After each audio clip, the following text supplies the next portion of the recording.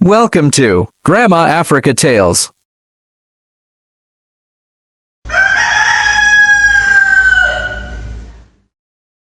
On November 9, 2000, the citizens of Onitsha in the state of Anambra, Nigeria, witnessed one of the most horrific public executions conducted by a vigilante group known as the BAKASSI Boys. My children, before I continue, like this video, subscribe to this channel to support me. Now, to the main story. Eddie Nogu was born in Anambra State, eastern Nigeria, where the Igbo people predominate. Eddie Nogu, whose real name is Edward Onyebuchi Okeke, was born in 1957 in Nogu, Nigeria's Dun Kofia LGA, to Mr. and Mrs. Nwoye Mboga. After his grandpa, Okeke Ogini, committed abomination in his home village of Ukpo in the same Dunukofia LGA, he was exiled from his society and forced to flee to Nogu, where he was raised as a stranger. The prophet's grandpa, Okeke Ogini, married a Nogu native and had Nwoye Mboga, who in turn had the late prophet Eddie Nogu. It was not Nwoye Mboga, Eddie's immediate father, who moved to Nogu. Eddie was one of the 5 children born to Nwoye Mboga, 4 boys and a girl. When Eddie was 29 years old, he founded the Anioma Healing Center. The organization's central office was located at his estate in Nogu, Anambra State. In Onitsha, Anambra State, Eddie Nogu rose to prominence as a religious leader in the middle of the 1990s. In 1985, he began his healing ministry in Jos. Thanks to Eddie's relationships and interactions with Indian spiritualists, he proposed that the initial means of communication for this interaction would be writing letters to and from the Indian secret agents, an Indian occult organization. He claims that in the 1980s, Eddie's membership application was accepted and he was handed a catalog titled The Indian Secret Agents, First in Africa, 3rd edition.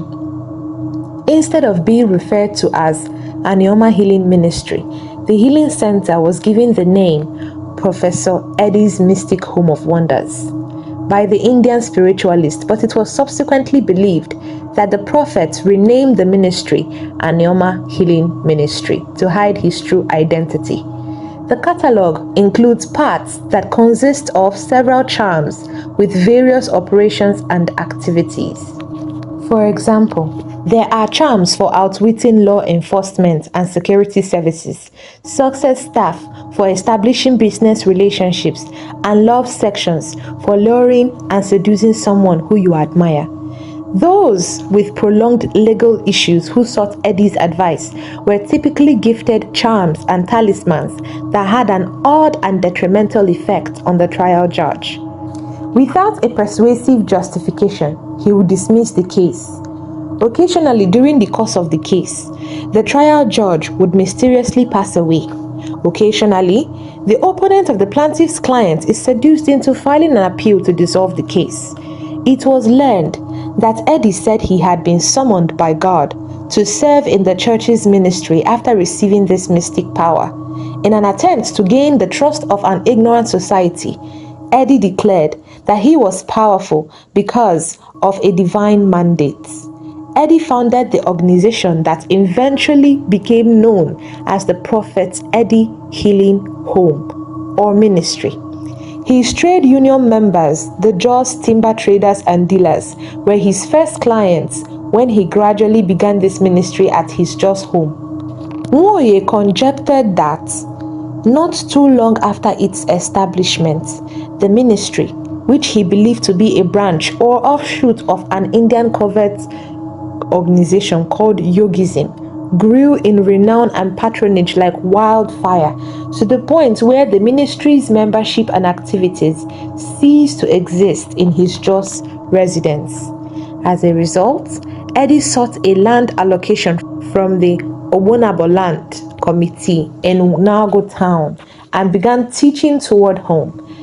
This proposal was approved quickly because the town anticipated that the expanding ministry would hasten the community's development. After starting his ministry career in Jos, Eddie relocated his mystic home to his hometown of Nago. Eddie only pretended to be a Christian because he was aware of how common Christianity was and how people in society viewed anyone who held anti-Christian beliefs or behaviors as a heathen. Since he didn't wait to reveal his true identity as an occult master, Master Eddie disguised himself as a prophet with a Christian ministry and used the Bible solely as a tool of deception. In addition to the Bible, Eddie would consult Indian charms and mediums in private. The prophet's Anioma Healing Home displayed a large, boldly colored statue of a serpent on the main administrative building. He said that the home's satanic origins were clearly visible and evident, but he regretted that people fell for his tricks due to the demands of their issues and wants.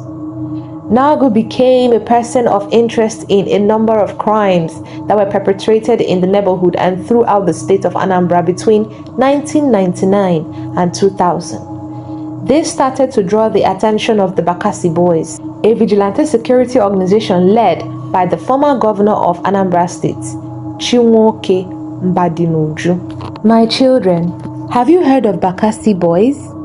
If yes, type in the comments what you know about them. The BAKASSI Boys were said to possess the spiritual abilities known as juju in Nigeria. The BAKASSI Boys were a group of young vigilantes who first emerged in Abia State during the 1990s. The Abia State administration at the time decided to establish the vigilante organization known as the BAKASSI Boys because there was a high incidence of crimes, including armed robberies, and the police were unable to keep up with the volume of crimes occurring in the states. They performed their jobs with distinction, always having a distinct style and working intelligently as if under the direction of an expert. They also used charms and juju to identify criminals and determine who was guilty of a crime and who wasn't. It was their responsibility to locate and question any suspects. If they were guilty of stealing, robbery, or abduction, they would be publicly executed. In doing so, the crime rate dropped drastically and the residents of Aba felt safer because of the BAKASSI Boys' presence. The governor of Anambra State welcomed the BAKASSI Boys and signed them to carry out their operation and eradicate the criminals who were terrorizing Onitsha and Anambra as a whole.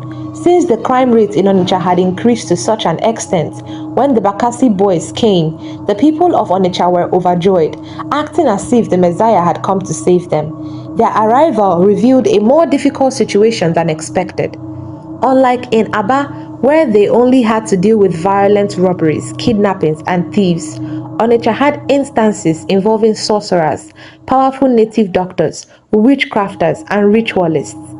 They found it harder than expected, but their charm and juju allowed them to determine guilt or innocence by wearing a charm as a necklace or putting a cutlass in the victim's chest. If the cutlass turns red, they are suspected of the crime. Nagu was charged with abduction, aiding and abetting notorious criminals, engaging in rituals involving the use of human body parts, unlawful firearm possession, and human sacrifice. Additionally, it was claimed that the prophet consumed and pounded 16 infants, that 93 men were killed, that their bodies and bodily parts were dismembered, and that the prophet Edinagu used the men's parts and bodies for his juju and charms. Alosinejoka, which translates to the deity who goes to church, was Nagu's nickname. The legend that Nagu could teleport and defy the laws of conventional physics explained the BAKASSI Boys' 13-time failure to capture him. The Nigerian media reported that Nagu's capture resulted from the vigilante group leader, Nguro, working hard to supposedly take away his teleportation ability. Naogo and his family were asleep on November 4th, 2000 at approximately 4 a.m. when the Bakassi boys apprehended him. Suddenly, they heard a heavy bang on the bedroom door. "Open this door or I will break it down," someone yelled. When there was a second bang at the door, his wife hurriedly raced to it while her husband was still sleeping. When she opened it, she found numerous men with pump-action rifles and machetes standing around looking enraged. When she asked who these men were, they shoved her away and dragged him out of bed. She claims that when her husband questioned them about who they were when they woke up from bed, they angrily replied that they were the Bakassi boys on assignment or by decree from the government. The wife emphasized that when Eddie asked them what they wanted, they began beating him, pulled him outside and whisked him off to their headquarters. After a day or two, the Bakassi boys would take him out of jail, beat him with machetes and stab him all over, and afterwards return him. He got hit with a machete and had gunshot wounds all over him. It was enough to bring someone to tears just by looking at him. They said he was murdering people. Eddie Okeke denied this, stating that the Bakassi boys have to put him to the test to establish his innocence or guilt. On November 9, 2000, the Bakassi boys carried Eddie out of the premises and took him to a market in Onitsha. While the Bakassi boys used their machetes to chop the sorcerer to pieces, 20,000 cheering viewers sang along, and that is how the late prophet was executed in the Ochanja markets in the vicinity of Onitsha. Following the killing of Eddie Nago, his father and older brother, Mr. John Okeke, were taken to the Bakassi headquarters in Onitsha for questioning. On November 11 and 12, 2000 respectively, they were eventually released.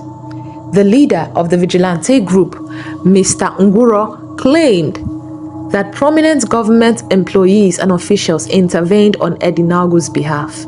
However, the identities of the politicians and government representatives who made the supposed intervention were never made public. Onitsha residents, however, objected to the pleas from the government officials, saying the Bakassi boys have to take care of it. The Bakassi boys ultimately disemboweled and dismembered him. All of the pieces were then collected and burned at the Ochanja markets in the Nigerian state of Anambra. Numerous calendars published in the southeast of Nigeria the year he passed away included vivid accounts of his misdeeds from the time of his apprehension and execution. Do you think his execution is justified? Let us know in the comments.